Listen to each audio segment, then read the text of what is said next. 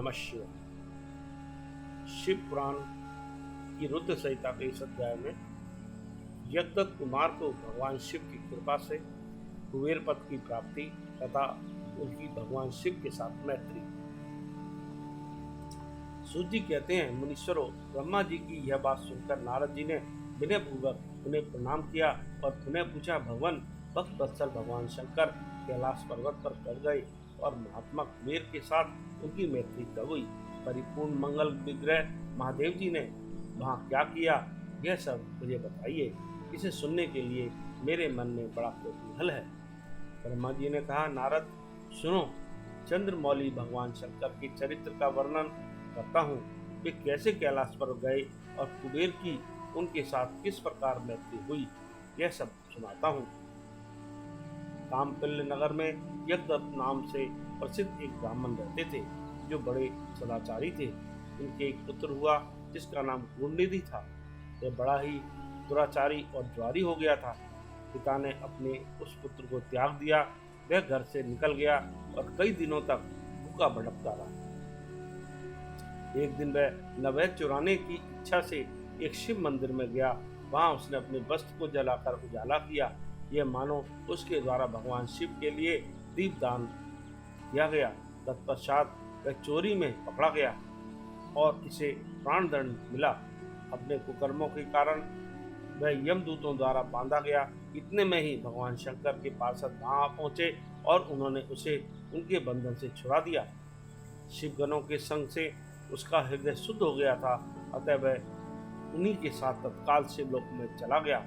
वहाँ सारे दिव्य भोगों का उपभोग तथा उमा महेश्वर का सेवन करके कालांतर में वह कलिंगराज अरिंदम का पुत्र हुआ। वहाँ उसका नाम था दम। वह निरंतर भगवान शिव की सेवा में लगा रहता था। बालक होने पर भी वह दूसरे बालकों के साथ शिव का भजन किया करता था। वह क्रम से युवावस्था को प्राप्त हुआ और पिता के परलोक गमन के पश्चात राज सिंहासन पर बैठा। राजा दम बड़ी प्रसन्नता के साथ सब ओर शिव धर्मों का प्रचार करने लगे। भोपाल दम का दमन करना दूसरों के लिए सर्वथा कठिन था। ब्राह्मण समस्त शिवालयों में दीपदान करने के अतिरिक्त वे दूसरे किसी धर्म को नहीं जानते थे। उन्होंने अपने राज्य में रहने वाले समस्त ग्रामाध्यक्षों को बुलाकर यह आज्ञा दे दी कि शिव मंदिर में दीपदान करना सबके लिए अनिवार्य होगा। जिस ग्रामाध्यक्ष के गांव के पास जितने शिवालय हों, वहाँ बिना कोई विचार किए सदा दीप जलाना चाहिए। आजीवन इसी धर्म का पालन करने के कारण राजा दम ने बहुत बड़ी धन संपत्ति का संचय कर लिया। फिर वे काल धर्म के अधीन हो गए। दीपदान की वासना से मुक्त होने के कारण उन्होंने शिवालय में बहुत से दीप जलवाए और उसके फलस्वरूप जन्मांतर में वे रतन में दीपों की प्रभाव के आश्रय हो अलकापुरी के स्वामी हुए। इस प्रकार भगवान शिव के लिए किया हुआ थोड़ा सा भी पूजन या आराधन समय अनुसार महान फल देता है। ऐसा जानकर उत्तम सुख की इच्छा रखने वाले लोगों को शिव का भजन अवश्य करना चाहिए। वह दीक्षित का पुत्र जो सदा सब प्रकार के अधर्मों में ही रचा पचा रहता था, देवयोग से शिवालय में धन चुराने के लिए गया और उसने स्वार्थवश अपने कपड़े को दीपक की बत्ती बनाकर उसके प्रकाश से शिवलिंग के ऊपर का घेरा। इस सत्कर्म के फलस्वरूप वह कलिंग देश का राजा हुआ और धर्म में उसका अनुराग हो गया। फिर दीप की वासना का उदय होने से शिवालय में दीप जलवाकर उसने यह दिक्पाल का पद पा लिया। मुनीश्वर, देखो तो सही, कहाँ उसका वह कर्म और कहाँ यह दिक्पाल की पदवी जिसका यह मानव धर्मा प्राणी इस समय यहाँ भोग कर रहा है। साथ यह तो उसके ऊपर शिव के संतुष्ट होने की बात बताई गई। अब एकचित होकर यह सुनो कि किस प्रकार सदा के लिए उसकी भगवान शिव के साथ मित्रता हो गई। मैं इस प्रसंग का तुमसे वर्णन करता हूँ। पहले के पद्म कल्प की बात है कि मुझे ब्रह्मा के मानस पुत्र पुलस्त से विश्रवा का जन्म हुआ और विश्रवा के पुत्र वैश्रवन कुबेर हुए। उन्होंने पूर्व काल में अत्यंत उग्र तपस्या के द्वारा त्रिनेत्रधारी महादेव की आराधना करके विश्वकर्मा की बनाई हुई इस अलकापुरी का उपभोग किया। जब वह कल व्यतीत हो गया और मेघ वाहन कल्प आरंभ हुआ उस समय वह यज्ञदत्त का पुत्र जो प्रकाश का दान करने वाला था कुबेर के रूप में अत्यंत दुस्सह तपस्या करने लगा। दीपदान मात्र से मिलने वाली शिव भक्ति के प्रभाव को जानकर वह शिव की चित प्रकाशिक का काशी कापुरी में गया और अपने चित्त रूपी रतन में प्रदीपों से 11 रुद्रों को उद्बोधित किए करके अनन्य भक्ति एवं स्नेह से संपन्न हो वह तन्मयता पूर्वक शिव के ध्यान में मग्न हो निश्चल भाव से बैठ गया, जो शिव की एकता का महान पात्र है। तप रूपी अग्नि से बड़ा हुआ काम क्रोधादि महाविघ्न रूपी पतंगों के आघात से शून्य है। प्राण निरोध रूपी वायु शून्य स्थान में निश्चल भाव से प्रकाशित है। निर्मल दृष्टि के कारण स्वरूप से भी निर्मल है तथा सद्भाव रूपी पुष्पों से जिसकी पूजा की गई है, ऐसे शिवलिंग की प्रतिष्ठा करके वह तब तक तपस्या में लगा रहा जब तक उसके शरीर में केवल अस्थि और चर्म मात्र ही अवशिष्ट नहीं रह गए। इस प्रकार उसने 10,000 वर्षों तक तपस्या की। तदंतर विशालाक्षी पार्वती देवी के साथ भगवान विश्वनाथ कुबेर के पास आए।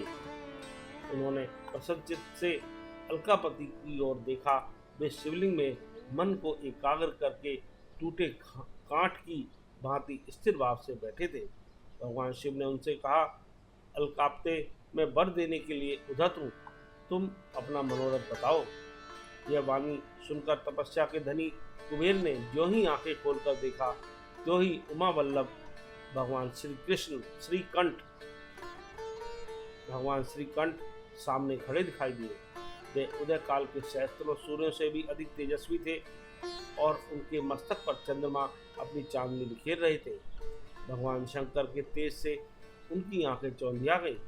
उनका तेज प्रतिहत हो गया और वे नेत्र बंद करके मनोरथ से भी परे विराजमान देव देवेश्वर शिव से बोले, नाथ मेरे नेत्रों को वह दृष्टि शक्ति दीजिए जिससे आपके चरणार बिंदों का दर्शन हो सके। स्वामिन, आपका प्रत्यक्ष दर्शन हो यही मेरे लिए सबसे बड़ा वर है। इस दूसरे किसी वर से मेरा क्या प्रयोजन है। चंद्रशेखर, आपको नमस्कार है। कुबेर की यह बात सुनकर देवादिदेव उमापति ने अपनी हथेली से उनका स्पर्श करके उन्हें देखने की शक्ति प्रदान की। दृष्टि शक्ति मिल जाने पर यज्ञदत्त के उस पुत्र ने आंखें फाड़ फाड़ कर पहले उमा की ओर ही देखना आरंभ किया। वह मन ही मन सोचने लगा, भगवान शंकर के समीप यह सर्वांग सुंदरी कौन है। इसने कौन सा ऐसा तप किया है जो मेरी भी तपस्या से बढ़ गया है। यह रूप, यह प्रेम, यह सौभाग्य और यह असीम शोभा सभी अद्भुत है। वह ब्राह्मण कुमार बार बार यही कहने लगा। जब बार बार यही कहता हुआ वह क्रूर दृष्टि से उनकी ओर देखने लगा, तब बामा के अवलोकन से उनकी बाईं आंख फूट गई। तदनंतर देवी पार्वती ने महादेव जी से कहा, प्रभु यह दुष्ट तपस्वी बार बार मेरी ओर देखकर क्या बच्चा के तेज को प्रकट कीजिए। देवी की यह बात सुनकर भगवान शिव ने हंसते हुए उनसे कहा, उमे यह तुम्हारा पुत्र है। यह तुम्हें क्रूर दृष्टि से नहीं देखता, अपितु तुम्हारी तप संपत्ति का वर्णन कर रहा है। देवी से ऐसा कहकर भगवान शिव पुनः उस ब्राह्मण कुमार से बोले, बस मैं तुम्हारी तपस्या से संतुष्ट होकर तुम्हें वर देता हूँ। तुम निधियों के स्वामी और गुरुओं के राजा हो जाओ। सुब्रत, यक्षों, किन्नरों और राजाओं के भी राजा होकर पुण्य जनों के पालक और सबके लिए धन के दाता बनो। मेरे साथ तुम्हारी सदा मैत्री बनी रहेगी और मैं नित्य तुम्हारे निकट निवास करूंगा। मित्र, तुम्हारे प्रीति बढ़ाने के लिए मैं अलका के पास ही रहूंगा। आओ इन उमा देवी के चरणों में साष्टांग प्रणाम करो, क्योंकि ये तुम्हारी माता हैं। महाभक्त यज्ञदत्त कुमार, तुम अत्यंत प्रसन्नचित्त से इनके चरणों में गिर जाओ। आने के लिए मैं अलका के पास ही रहूंगा। आओ इन उमा देवी के चरणों में साष्टांग प्रणाम करो, क्योंकि ये तुम्हारी माता हैं। महाभक्त यज्ञदत्त कुमार, तुम अत्यंत प्रसन्नचित्त से इनके चरणों में गिर जाओ। ब्रह्मा जी कहते हैं, नारद, इस प्रकार वर देकर भगवान शिव ने पार्वती देवी से फिर कहा, देवेश्वरी इस पर कृपा करो। तपस्विनी, यह तुम्हारा पुत्र है। भगवान शंकर का यह कथन सुनकर जगदम्बा पार्वती ने प्रसन्नचित्त होकर यज्ञदत्त कुमार से कहा, वत्स, भगवान शिव में तुम्हारी सदा निर्मल भक्ति बनी रहे। तुम्हारी बाईं आंख तो फूट ही गई, इसलिए एक ही पिंगल नेत्र से युक्त रहो। महादेव जी ने जो वर दिए हैं वे सब उसी रूप में तुम्हें सुलभ हो। बेटा, मेरे रूप के प्रति ईर्ष्या करने के कारण तुम कुबेर नाम से प्रसिद्ध हो गए। इस प्रकार कुबेर को वर देकर भगवान शंकर पार्वती देवी के साथ अपने विश्वेश्वर धाम में चले गए। इस तरह कुबेर ने भगवान शंकर की मैत्री प्राप्त की और अलकापुरी के पास जो कैलाश पर्वत है वह भगवान शंकर का निवास हो गया। इस तरह यह अध्याय समाप्त हुआ।